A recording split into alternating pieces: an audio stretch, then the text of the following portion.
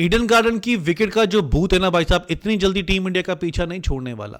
आए दिन कोई ना कोई नई खबर आती रहती है कि इस विकेट को किसने तैयार करवाया था, क्यों टर्नर ट्रैक बनाया गया। पहले सवाल उठाए गए सौरव गांगुली के ऊपर कि सौरव गांगुली ने जानबूझकर ऐसी विकेट तैयार की गई है। फिर गौतम गंभीर के ऊपर सवाल उठाए जाते हैं कि गौतम गंभीर ने अपनी जिद से ये विकेट तैयार करवाई है। भाई यहाँ पर जब गांगुली ने टेस्ट मैच शुरू होने से पहले एक बयान दिया था कि इस विकेट के ऊपर पहले 3 दिन जो है अच्छी मदद मिलेगी फास्ट गेंदबाजों को भी और बल्लेबाजों के लिहाज से भी अच्छी विकेट रहेगी। चौथे दिन जाके यहाँ पर बॉल स्पिन करना शुरू करेगी। चौथे दिन यहाँ पर 2.5 डेज के अंदर ये पूरा मैच खत्म हो गया। ये टर्नर ट्रैक किसके कहने पर तैयार किया गया था? सौरव गांगुली का कहना है कि जिस तरीके से टीम इंडिया चाहती थी कि विकेट तैयार की जाए, पिच क्यूरेटर ने वैसी ही विकेट तैयार करके उनको दी थी। और यही बात खुद गौतम गंभीर ने भी मानी है। गौतम गंभीर जब मैच खत्म होने के बाद प्रेस कॉन्फ्रेंस में आते हैं, वहां पर आकर उन्होंने माना कि यहां पर क्यूरेटर जो है काफी हेल्पफुल थे। हमने जिस तरीके से उनको विकेट तैयार करने को बोला था, उन्होंने वैसी ही विकेट तैयार करके हमको दी। इसका मतलब ये विकेट जिस तरीके से तैयार करवाई गई थी उसके पीछे गौतम गंभीर का हाथ है। सुनने में यह भी आ रहा है कि सौरव गांगुली ने गौतम गंभीर को यह सलाह दी थी कि भाई अब जिस तरीके की विकेट है वैसे ही रहने दीजिए, जैसी टीम आपकी है और जैसी टीम साउथ अफ्रीका की है, अच्छी विकेट पर खेलोगे तो आप आराम से मैच जीत जाओगे। लेकिन गौतम गंभीर ठहरे गौतम गंभीर, उन्होंने जो एक बार सोच लिया वो करके ही रहते हैं। उन्होंने सोचा था कि यहां पर हमको टर्नर ट्रैक चाहिए, उनके हिसाब से टर्नर ट्रैक तैयार करवाया गया और उसी टर्नर ट्रैक पर हमारा क्या हाल हुआ हमने देख लिया। एक कहावत है जो आपने सुनी होगी, मूसली में सिर देना तो ओखल से क्यों डरना। लेकिन यह नहीं पता था जिस मूसली में हम सिर देने जा रहे हैं उसके ओखल सिर्फ और सिर्फ हमारे ऊपर ही पड़ने वाले हैं। जिस टीम को, साउथ अफ्रीका टीम को हम साथ में लेके जा रहे हैं, वो आराम से यहां से बाहर निकल जाएगी। भाई साहब, गौतम गंभीर को चाहिए कि आप उस तरीके की विकेट तैयार करवाइए जिस तरीके की हमारी प्रैक्टिस है। डोमेस्टिक में जब जहां से टीमें तैयार की जाती हैं वहां पर इस तरीके की विकेट नहीं मिलती है। अब क्यों नहीं मिलती है उसके पीछे का भी एक कारण है, क्योंकि वहां पर कोई खिलाड़ी परफॉर्मेंस देगा तभी तो टीम इंडिया में आएगा। इस तरीके की विकेट तैयार की जाएगी तो कोई भी स्पिनर वहां पर अच्छी गेंद डाल देगा, और जब अच्छी गेंद डाल देगा तो पता कैसे चलेगा कि ये स्पिनर, इसको जब हम फॉरेन कंडीशन पर लेकर जाएंगे, अच्छी विकेट पे आएगा तो क्या अच्छी गेंद डाल पाएगा या नहीं डाल पाएगा।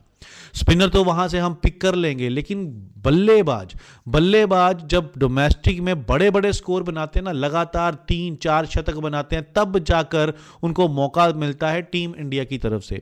आपने देखा होगा सरफराज खान जिन्होंने कितने शतक लगा दिए, तब जाकर उनको टीम इंडिया में मौका मिला था। करुण नायर जो शतक पर शतक लगाते जा रहे थे डोमेस्टिक में, तब जाके उनको टीम इंडिया ने पिक किया था। अगर ऐसी विकेट होगी तो ये बल्लेबाज शतक भी नहीं बना पाएंगे, शतक तो छोड़िए 50 रन नहीं बना पाएंगे, तो किस बेस पर उनको टीम में सिलेक्ट किया जाएगा। तो इसलिए ऐसी विकेट डोमेस्टिक में तैयार करवाना तो नामुमकिन ही है। और अगर ऐसी विकेट के ऊपर हमारे बल्लेबाजों की प्रैक्टिस नहीं है तो क्यों ऐसी विकेट तैयार करवा रहे हैं हम। ऑस्ट्रेलिया में हम जाते हैं, वहां पर हमको फास्ट विकेट मिलती है, बाउंसी ट्रैक मिलते हैं। क्यों मिलते हैं भाई साहब, वो ऐसी विकेट के ऊपर खेलते हैं।